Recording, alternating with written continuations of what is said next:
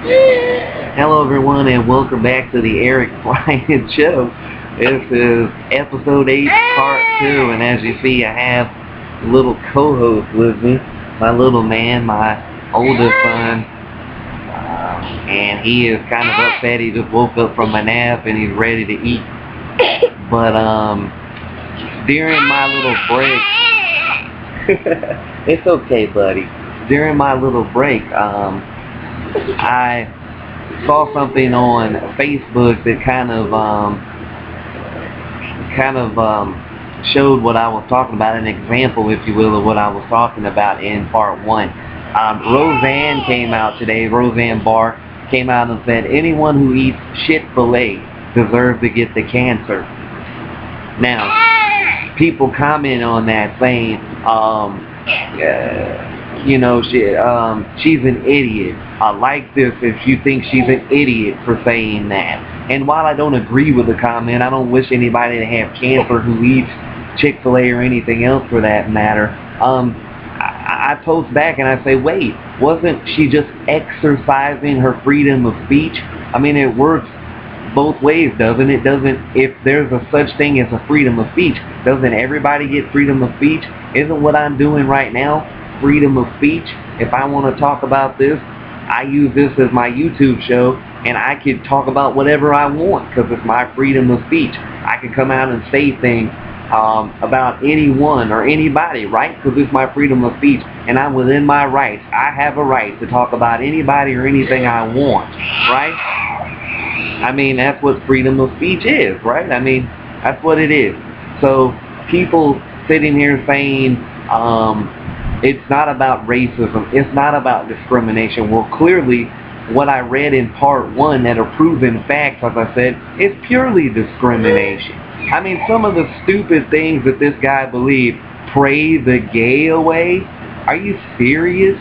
And by the way, for people, and there's a lot of them, not just picking out one or two in particular, for people who say that people choose to be gay and they're not born that way, it's not a way of life and all that stuff. Why would people choose to be gay or lesbian? Why would people choose to be looked at differently and ostracized for every little thing they do just because they have a certain belief that is different from everyone else? I don't think anyone would choose to feel that way or do things like that. I really don't. I mean, so that to me is awful, it's invalid, and it's not true. But people, getting back to the whole Christian thing and the Bible thing, people say, oh, the Bible is the gospel, it's the law. And like I said before, I'm a Christian, not an atheist by any stretch of the imagination. I'm not, I love God, child of God, but first of all, people saying, well, you grew up in a church or I grew up in a church. What does that mean? That doesn't have anything to do with anything. Just because you grow up in a church doesn't mean that you can't become corrupt later on. Just because you grow up in a church or when you were a child you were taught Christianity, taught about God, doesn't mean when you get older you're not going to sin. You're not going to do things like run around on your husband or your wife or cheat on taxes or whatever kind of crime. I mean, that doesn't mean anything. Oh, well, he was a church-going guy. I don't know why he blew away 86 people. I mean, come on. And also, the whole, the Bible being the gospel thing, the Bible being the last word and all of this. Okay, so if that's the truth, Christians, then should I abide by the Bible and copy the Bible and do everything that it says? So that, right. So that means that since the Bible has someone that killed their brother, Cain and Abel, should I go, next time I go to Georgia to visit my family, go kill my brother? Because that's what old Cain did in the Bible to Abel. Should fathers let their daughters have sex with them like Lot's daughters did? Come in and just have sex with their dad. It's normal because it happened in the Bible. Should you sacrifice your children like people did back in the Bible? I mean, come on. There's a difference between everything. So I don't have a problem with Christian people. I have a problem with Christian people who try to go out of their way to show me how Christian they are and to try to prove that they're better than me or that they're going to be first in line at the gates of heaven when God does the roll call and everybody either goes up or goes down. That's what I have a problem with. And it's just the whole judging thing, but you got to look at it this way. People always fear or hate things they don't understand or don't want to take time to realize or understand, like gay and lesbian relationships and marriages. And I mean, you know, it's just the older generation has to realize that the ways of the world, times have changed, things are different now. You have interracial dating, interracial marriages, interracial children. You have gay people trying to be married, lesbian people trying to be married.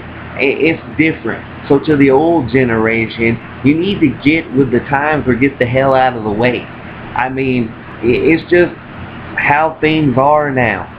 It's still not 100% approved. It's still frowned upon and all of this at times, sure, but it's something that's getting more commonplace as the days, months, and years go by.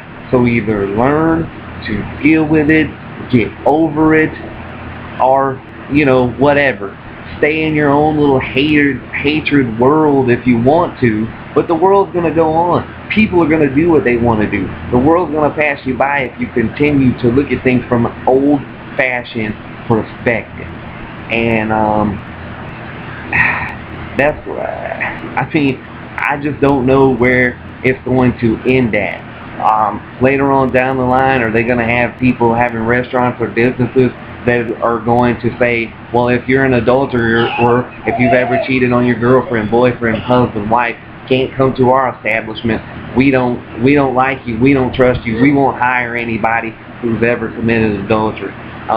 If you are in an interracial marriage or are dating someone that's not of your race, if you have interracial children, don't come here. We don't want you. How many people who were standing in that line today at Chic-Fil-A, how many people have relatives, children that are interracial, that have interracial relationships, or marriages, or grandchildren? How many people standing in that line today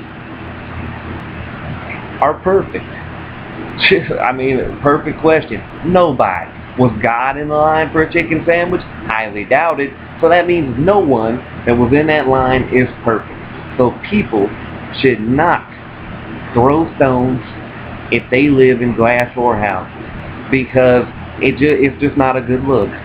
And I mean, how many people would back something like that? No adulterers will be hired. No adulterers can come in. No interracial marriages. No interracial children. Nobody from any kind of interracial relationship whatsoever can come in. But we're the land of the free and the home of the brave. Are we the land of the free, though? Is that really freedom? You can come in here, you can do what you want as long as you believe the same thing I believe. If you have different beliefs, oh God, stay out of here. That's freedom. Yeah, okay. Looks like the song goes, I'm proud to be an American, where at least I know I'm free. But some people, do they really know they're free? Are they treated like they're free? Exactly, no. Because are gay people and lesbian people free to do what they want? To marry the people they love? If their partner is in the hospital, or if their partner tragically dies, they can't, see their partner in the hospital. They can't pay their last respects, because if the family of the person who dies or is in the hospital says that their partner is not allowed in or can't come to the funeral, guess what? They're not going to be there. Is that fair? Is that free? I think not. But I'm going to go ahead and get on out of here. I'm going to get my little co-host here some dinner, and I'm going to let you people think about what I said. Probably going to go in one ear and out the other, because like I said, the older generation people, the Bible thumpers, they're not going to change. They're going to continue to be the same old hypocritical Christians that they always have been and always will be. But anyway, this is Erik Bryant, Erik Bryant Show, episode 8. I'll see you later. Got anything to say before we go? Want to talk? Want to say dog or ball or anything?